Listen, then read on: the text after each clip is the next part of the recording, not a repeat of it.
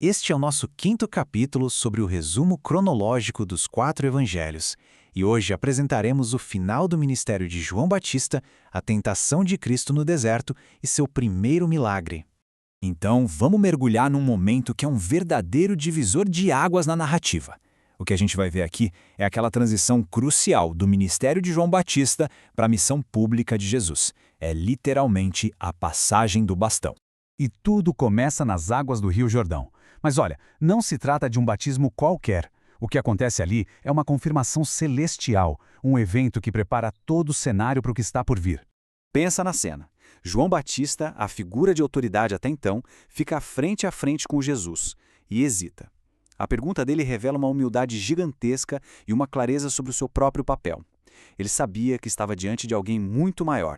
E o que acontece logo em seguida não é apenas um ritual, sabe? É uma confirmação divina poderosa, à vista de todos. Os céus se abrem, o Espírito desce de uma forma visível e uma voz poderosa proclama quem Jesus é. Cada passo aqui é um selo de aprovação do céu.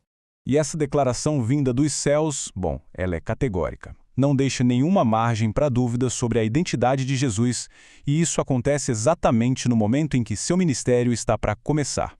É a autorização divina para a missão. Mas olha que interessante, logo depois dessa unção poderosa, o cenário muda completamente. Jesus não é levado para a aclamação do povo, mas sim pelo Espírito para a solidão do deserto, para um período de provação intensa. 40 dias e 40 noites. Esse é um período com um simbolismo bíblico enorme, que nos lembra de Moisés, de Elias. Jesus enfrenta a solidão e a fome. Foi um tempo de isolamento, mas também de fortalecimento espiritual, uma preparação para tudo que ele ia enfrentar. O primeiro desafio ataca a necessidade mais básica do ser humano, a fome. A tentação era clara, usar o poder divino para uma satisfação pessoal e imediata. Mas a resposta de Jesus, citando as Escrituras, já estabelece o tom do seu ministério. O sustento espiritual está acima do material. O segundo teste é mais sutil. É um apelo ao orgulho. Um desafio para manipular o poder de Deus em troca de um espetáculo, de uma validação humana. E, de novo, Jesus recorre às Escrituras para recusar, rejeitando a vaidade e a ideia de forçar uma intervenção divina. E, por fim, a tentação mais grandiosa. Todo o poder deste mundo em troca de lealdade ao mal. A rejeição de Jesus aqui é absoluta.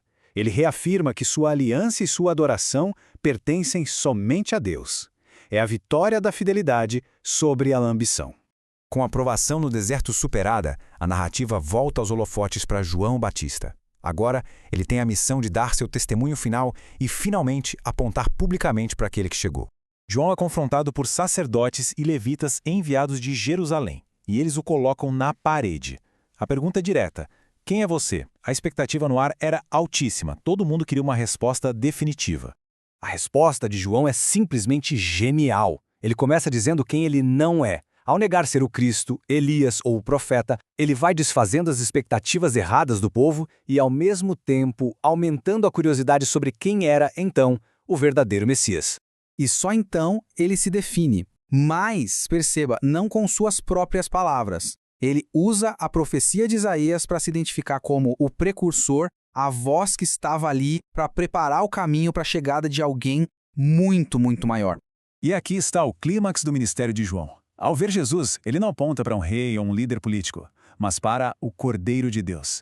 Com essa declaração, o bastão é oficialmente passado e o propósito da missão de Jesus é revelado de forma poderosa. E o testemunho de João tem um efeito imediato, viu? Os próprios discípulos dele, ao ouvirem essas palavras, começam a seguir Jesus. A missão ganha seus primeiros adeptos, um impulso inicial. O que é fascinante aqui é a velocidade com que as coisas acontecem. Em questão de poucos dias, um pequeno grupo já se forma em torno de Jesus. Há uma sensação de energia, um movimento que começa a tomar forma de maneira muito rápida e orgânica. Então, a missão nos leva a um casamento em Caná, um cenário de festa, de comunidade, e é aqui que o primeiro sinal público da autoridade de Jesus é revelado.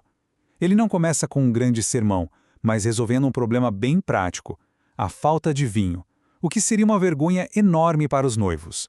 A transformação da água em vinho foi tão completa que a qualidade da bebida surpreendeu o mestre da festa, que era o especialista do evento. E o fato dele não saber de onde veio o vinho torna o elogio dele um testemunho totalmente imparcial. Era um sinal claro de que algo extraordinário tinha acontecido. Então, o ponto central é este. O milagre não era só sobre o vinho. Foi um sinal, uma ação cheia de significado que revelou um vislumbre da glória de Jesus. E teve um propósito muito claro: solidificar a fé daqueles seus primeiros seguidores. E este evento, essa transformação no meio de uma celebração, nos deixa com uma pergunta muito interessante. O que esse primeiro sinal, feito no contexto de alegria e de uma necessidade comum, revelou sobre a natureza e o propósito da missão que estava apenas começando? E se você gostou deste vídeo, se inscreva no canal, deixe o like e, se quiser, clique no card que está aparecendo para ver a playlist completa.